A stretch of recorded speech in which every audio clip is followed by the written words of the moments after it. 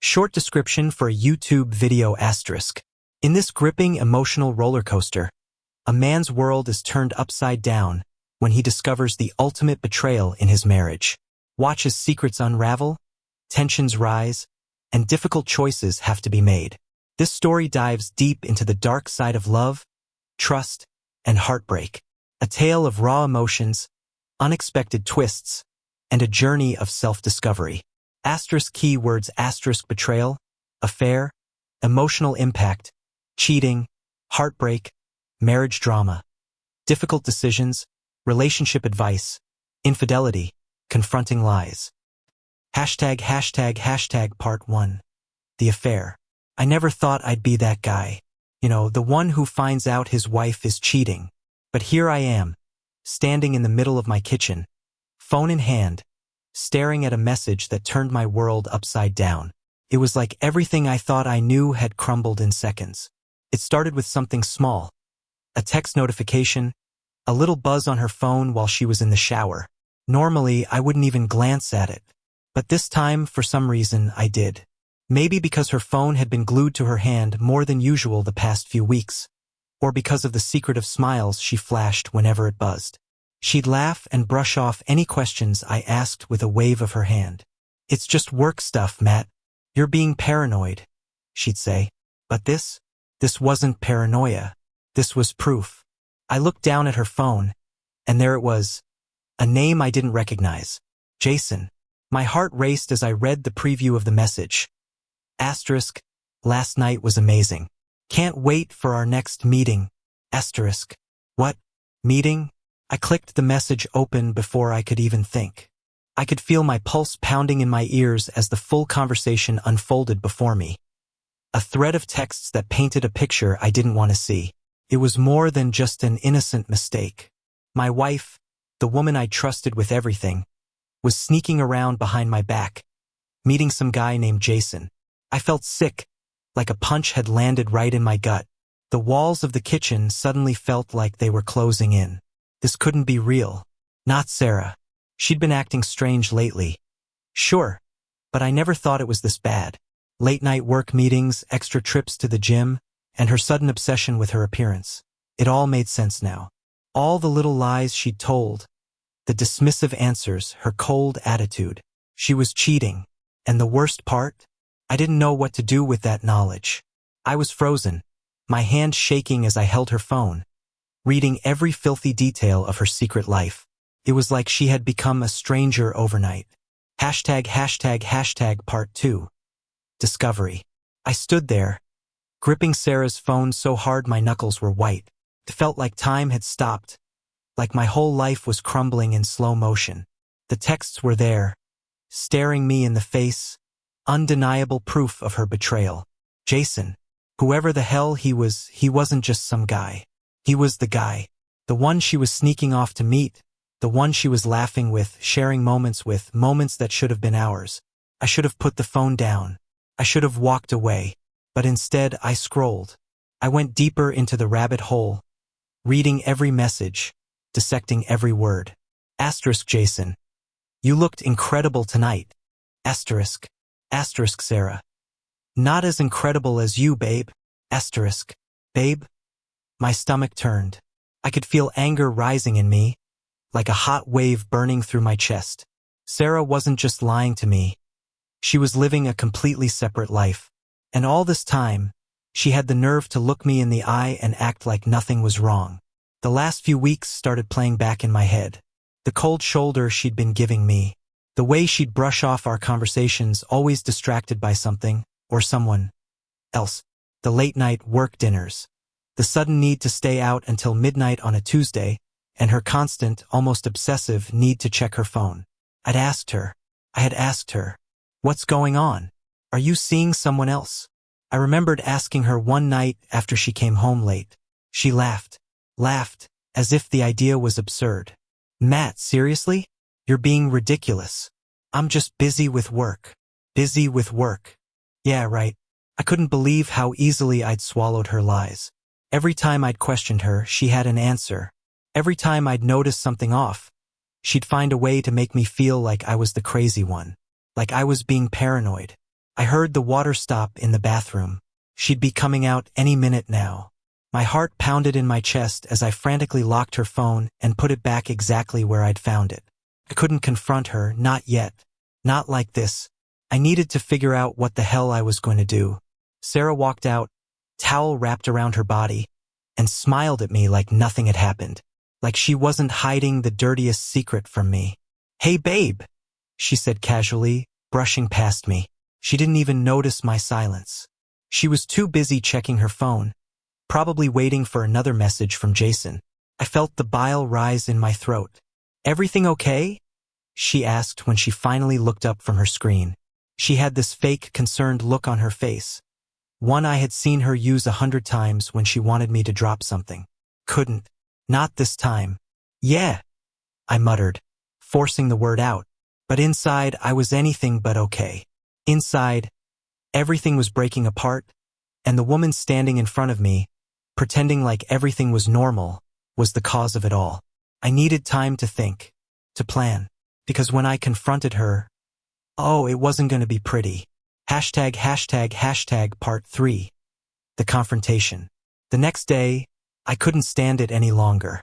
I spent the night in the spare room, not that she seemed to notice or care. She barely even acknowledged me that morning, too caught up in her phone as usual, probably texting him. By evening, the tension had built up so much I thought I was going to explode.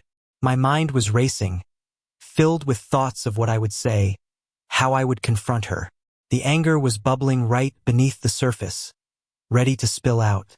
I didn't want to lose control, but the longer I held it in, the more I felt like I was about to snap.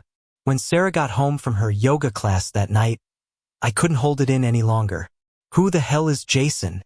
I asked, standing in the doorway of the living room as she casually threw her gym bag on the floor. She froze for a second, her back to me, before slowly turning around. There was a flicker of panic in her eyes, just for a moment, before she composed herself. "What are you talking about?" "Don't play dumb, Sarah," I said, my voice rising. "I saw the messages. You and Jason. I know everything." Her face paled for a second, but then, unbelievably, she laughed. Laughed, like it was some kind of joke. "Oh my God, Matt. You seriously went through my phone? That's insane." "Insane," I shouted. "I saw the texts. Don't stand there and act like I'm crazy. Who the hell is he?" She crossed her arms, rolling her eyes. "He's just a friend. You're blowing this way out of proportion." "A friend?" I snapped. "Friends don't send each other messages about how amazing they look after a night together. You've been lying to me for months. Don't try to turn this around on me." She sighed dramatically, as if she was the one who was tired of this conversation. "Okay, fine. Yes, I've been seeing Jason. But it's not what you think. Not what I think." What the hell was she even talking about? #### part 4. Her lies. Sarah stood there, arms crossed, a smug look on her face like I was the one overreacting. The anger in me was boiling over, but she remained infuriatingly calm, as if she had rehearsed this moment 1,000 times. "It's not what you think?" I repeated, my voice shaking with disbelief.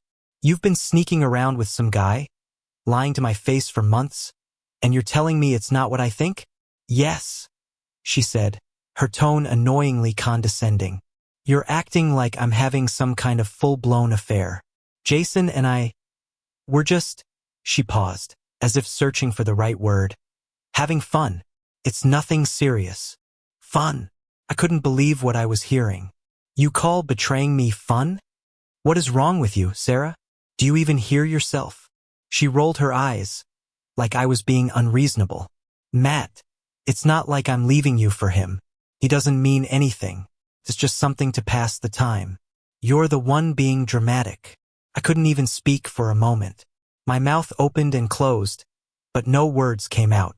How could she be so casual, so dismissive about this? This was our marriage, our life, and she was treating it like some trivial thing she could toss aside whenever she wanted. "You're unbelievable," I finally managed to say. "You think this is just some game? What? You get bored with our life, So you find some other guy to mess around with behind my back. Don't be so pathetic, she shot back, her tone suddenly sharp. You've barely paid any attention to me for months, Matt. You're always working late or glued to the TV or too tired to even talk. What did you expect? I needed something more. I felt like I'd been slapped. So, this is my fault now? You cheat, and somehow it's because of me. She shrugged, unapologetic. You're not exactly innocent here. You've been checked out for a long time. Jason actually makes me feel wanted. I don't have to beg for his attention. There it was. The real reason. She wasn't sorry, not even close. She was justifying it, blaming me for her actions. I felt like I was losing my mind, like I was standing on the edge of a cliff, and she was pushing me off with every word. So, that's your excuse? I asked, my voice quieter now, the rage slowly being replaced by something heavier, something colder. Because I didn't give you enough attention, you decided it was okay to sleep with someone else? Her eyes flashed, a hint of anger behind them now. It wasn't just about attention, Matt. You haven't been the same for a while. You're distant, cold, like you're here but not really here. Jason. He made me feel alive again. And yeah, maybe I liked the attention. Maybe I liked feeling attractive, wanted, and like someone cared about me. I stared at her, the woman I thought I knew, and suddenly realized she was a stranger. How had it come to this? How had we gotten so far apart that she thought this was okay? But the worst part? She wasn't even sorry. She didn't even seem to care that she'd destroyed everything. You could have talked to me, I said, my voice strained. We could have worked on this. But instead you chose to lie, to betray me. She rolled her eyes again, her impatience growing. Matt, stop acting like the victim here. We both know our marriage hasn't exactly been perfect. This didn't just happen out of nowhere. Maybe it wasn't perfect, I admitted, my voice barely a whisper now. But I never thought you'd do something like this. She shrugged again, her indifference cutting deeper than anything else she could have said. Well, maybe you should have been paying more attention. I felt the floor drop out from under me. There was nothing left to say. She had no remorse, no regret. This was who she really was, and I had been too blind to see it. The woman I had loved for years didn't exist anymore, if she ever had. #### Part 5. Emotional impact. That night I didn't sleep. Couldn't. I lay there in the dark, staring at the ceiling, my mind racing through everything she had said. I kept hearing her words on repeat. Asterisk. It's just fun. You're being dramatic. You weren't paying attention. Asterisk. How could she twist everything so easily? How could she act like I was the problem? Like I was the one who had driven her into another man's arms. I thought about every lie she had told me, every moment she had slipped away with a fake excuse, every time I had believed her without question. The betrayal cut so deep, I didn't know where to begin processing it. One minute I was filled with rage. The next minute, a hollow sadness washed over me. It was like I was watching my life from the outside, like none of this could possibly be real. I kept thinking back to when we first met, to how happy we had been in the beginning. We used to laugh together, dream together, plan a future. Now, those memories felt like they belonged to someone else. They were tainted, stained by what she had done. The worst part was the loneliness. The woman who had been my partner, my closest confidant, was now the source of my deepest pain. And she didn't even care. When the sun finally rose, I felt like I hadn't slept in years. I wasn't sure how I was supposed to move forward from this, or if I even could. The next day, I knew I had to make a decision. The next morning, I was running on fumes. My mind was foggy. My heart felt like it had been put through a shredder. And yet somehow, I had to figure out what the hell I was going to do. Divorce? Confront her again? Try to fix something that was shattered beyond repair? Sarah acted like nothing had happened. She was already downstairs by the time I dragged myself out of bed, making her coffee, humming to herself like she didn't have a care in the world. The fact that she could be so casual after everything made my blood boil. She saw me come in, gave me a half smile, and went right back to her phone, probably texting him. Couldn't live like this. I couldn't just sit here, watching her move on as if nothing had changed. I knew I had to confront her again, but this time, it wouldn't be about her justifying her behavior. This time, I had to decide what came next. "Sarah," I said, my voice rough from lack of sleep. She didn't even look up. I took a deep breath, trying to hold back the fury that was rising in my chest. "We can't keep doing this," she sighed, setting her phone down and finally giving me her full attention. "Doing what, Matt? Can we stop with the drama already? I thought we got through all of this last night." I could hardly believe her attitude. "Got through it," I repeated. "You think because you admitted to cheating, everything's fine now? Like we're just supposed to go back to normal?" Her eyes narrowed. "What do you want me to say, Matt? Do you want me to apologize?" "Fine, I'm sorry. But I told you it didn't mean anything. It's not like I'm in love with him. You're making this into a bigger deal than it is." I felt my hands curl into fists. "A bigger deal than it is? Sarah, you've been lying to me, sneaking around with another man for months, and you expect me to just... What? Get over it." She threw up her hands, exasperated. "I don't know what you want from me. You think I'm the only one to blame here? You haven't exactly been a saint, Matt. You've been distant, cold, like you don't even care about me anymore. You barely touch me. You barely talk to me. And now you're shocked that I went looking for attention elsewhere." Her words hit me like a slap in the face. I had been distant, sure, but this was how she chose to handle it? Instead of talking to me, she'd gone behind my back and destroyed everything. "You could have come to me, Sarah," I said quietly, my voice shaking with a mix of anger and pain. "We could have worked on this together. But you didn't. You chose to cheat." She sighed again, rolling her eyes. "I'm not doing this anymore, Matt. If you want to wallow in self-pity, go ahead. But I'm not going to sit here and listen to you blame me for everything that's wrong in this marriage. You're not exactly innocent either." That was it. That was the moment I knew there was nothing left to save. She didn't care. She wasn't sorry. She wasn't even willing to take responsibility for what she'd done. I had to make a choice, and deep down I knew what it had to be. "I want a divorce," I said, the words heavy and final. For the first time, Sarah looked shocked. Her mouth opened slightly, like she hadn't expected me to say it. But then, just as quickly, her expression hardened. "Fine," she said coldly. "If that's what you want, then fine. I won't fight you on it." It wasn't the reaction I'd expected. A part of me had hoped, maybe foolishly, that she'd at least show some kind of regret, some kind of emotion. But she didn't. She didn't care. And that was what hurt the most. I nodded, feeling like the weight of the world had just fallen on me. "I'll call a lawyer." Sarah didn't say anything else. She just picked up her phone and went back to scrolling, as if nothing significant had just happened. As if our marriage hadn't just ended right there in the kitchen. Part 7, the emotional fallout. Once the decision was made, it was like a dam had broken inside me. The anger that had fueled me for days was replaced by a deep, hollow emptiness. I went through the motions, called a lawyer, started the paperwork, but I felt like I was moving through a fog. Everything seemed distant, unreal. At night, the silence in the house was suffocating. Sarah was still there, living her life like nothing had changed, but we barely spoke. The air between us was thick with tension, with resentment. She had made her choice and I had made mine, but it didn't make the pain any less real. I'd never felt so alone. I thought about telling my friends, my family, but I couldn't bring myself to say the words out loud.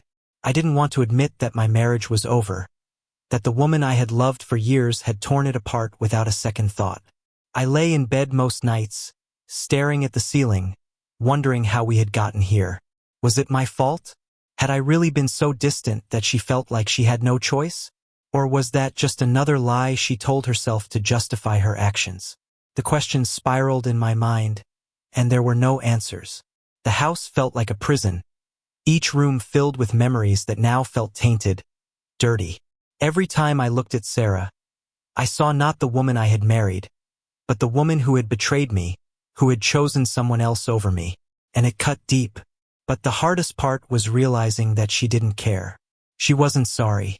She wasn't even angry that we were getting divorced. She was indifferent, like she had already moved on in her mind long before I found those texts.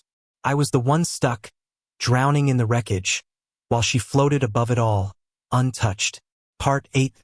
Lessons and moving forward. As the days turned into weeks, the numbness slowly gave way to something else. Clarity, maybe.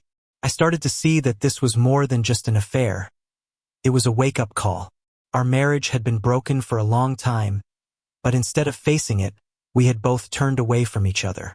I had buried myself in work, in distractions, while she had sought out validation from someone else.